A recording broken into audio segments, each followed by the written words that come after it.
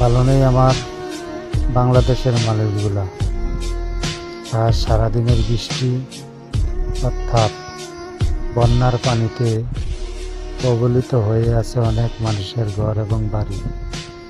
তাই সবাই এই ভাইদের জন্য দোয়া করবেন, যাতে তারা ধৈর্য ধারণ করতে পারে। আমিন।